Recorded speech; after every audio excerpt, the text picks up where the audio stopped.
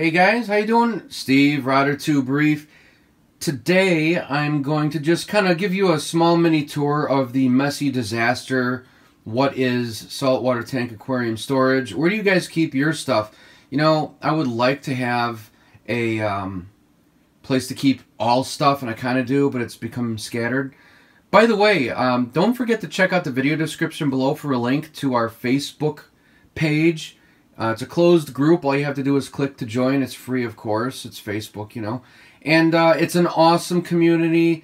It's like a live forum, if you will. You can post pictures of your tank, pictures of issues, ask questions, answer questions. I want to thank everybody for joining. It's growing pretty quick.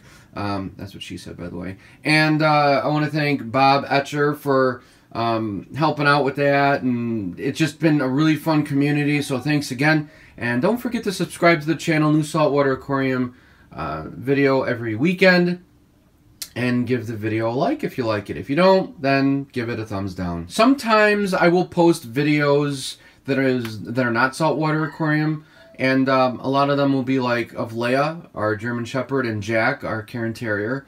And once in a great while, some of the other art that I do. This is going to be rare, but I will do it because it is me. It will not affect the weekend saltwater aquarium shows. But just like on YouTube, a lot of people are like, "How dare you put a music video on your dishwashing channel?"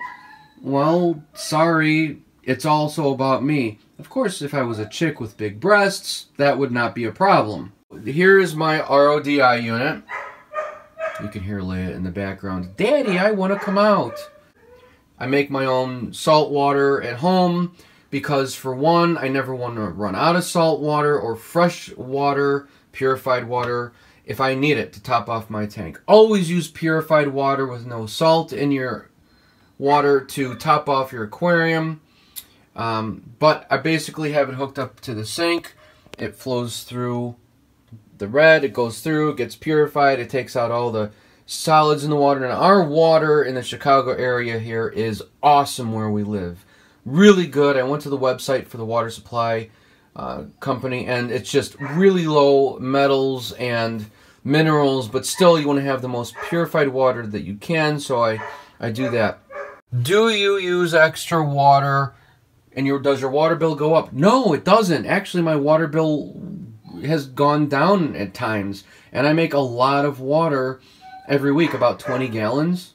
This thing right here, when the water level, this floats up just like in the toilet, and when the water level gets to a certain level, is where I pre-drilled and installed this thing, it stops, and it prevents any water from coming in. And I'm glad that I did, because there have been a couple nights where I turned the water on and I went to bed. If I didn't have this float valve in there, the water would have, well, been everywhere. It would have been everywhere. My wife put this in here. I don't know why this is in my saltwater area. Of course, she's going to say, "Why is your saltwater stuff in my laundry room?" Whatever. So, I got the 5-gallon jug.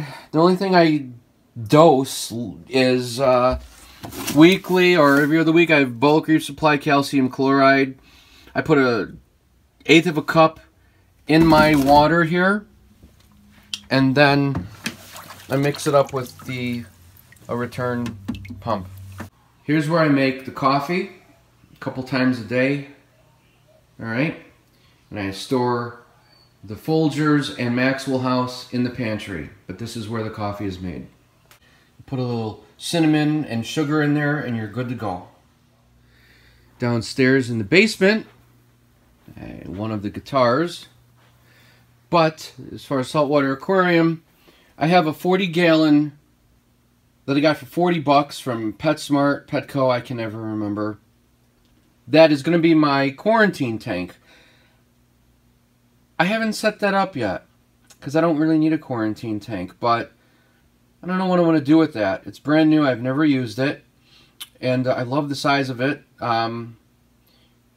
If I had I don't know, I'm kind of thinking about setting up a second aquarium with it.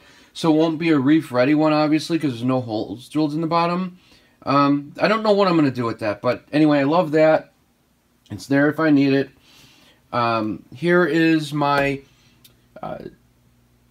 20-gallon high that I used for my second sump. You guys remember, you saw that video when I had a second sump. The protein skimmer, I can't remember the name of the company, but it's awesome. It's rated for up to a 300-gallon aquarium, which I will use when I upgrade to another aquarium, money permitting. I have a 10-gallon and a 5-gallon. The 5-gallon with the heater in it is what I use to quarantine new coral that I get, to put a little tiny power head in there and just let the coral in there by itself with no copper. I just let it in there for like 5 to 6 weeks. I might actually use this 10-gallon for that. My original lights that was on my JBJ of Phoenix. I love this light. It's LED, no timers. I love it. I'll probably use it on top of this tank. I really am kind of thinking about making a second tank, like just putting some really cool Bucani rock in there and just layering it with a bunch of really nice coral and just keeping like a couple clowns in it, you know? Just making it more like a reef and having a really low bio load in it.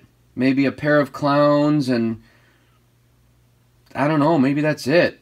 So you can see how much space I have. A really nice large tank would fit in here just really well. But the only problem is I'm not down here that much. The only time I come down here really is if I'm going to go into my studio to record a band or do some video editing or production. So I don't like the thought of an aquarium being out of sight, out of mind. And I'm not going to come down here and sit by myself and just watch the fish. I mean, I will, but it's nice when it's right there in the living room with you. I have the little work table with the broken... Well, this still works if you plug it in. This is an Orbit Marine on a timer, and it's a really cool product. I use this on my 75-gallon and the 125. It's awesome.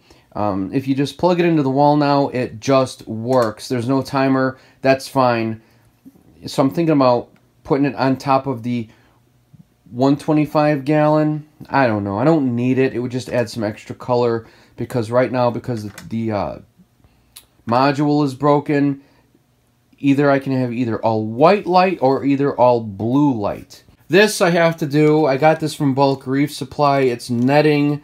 So instead of using the egg crate, which is a light diffuser, I got this netting. And it comes with these frames. I have to cut these to shape. I've been lazy and I've had literally no time. So you cut these frames and you stretch them out. And this is what, I mean, it's going to be great. It keeps the fish in and it allows a lot more light into your tank. Here's a box with some miscellaneous PVC. I've got a whole bunch of cool things. It's always cool to have some cool things at your disposal. I've got like some PVC pipes. I've got some clear PVC. I've got some extra parts. One sock left, which I don't use socks anymore. This is the mesh kind. I really like the mesh socks. I've got a canister filter underneath here that I like to experiment, as you guys know. And I might put that canister filter underneath so it filters out my sump. I just want to experiment with that. Miscellaneous fittings and things for the rotor tube. Some carbon, which I don't use anymore. I might give that away to someone local. What does your storage area look like? Where do you store your stuff? Do you have a mess like mine? Do you have garbage everywhere? Not garbage, but you know what I mean. So, yeah, that's it. Thanks for watching, and I'll see you guys next weekend.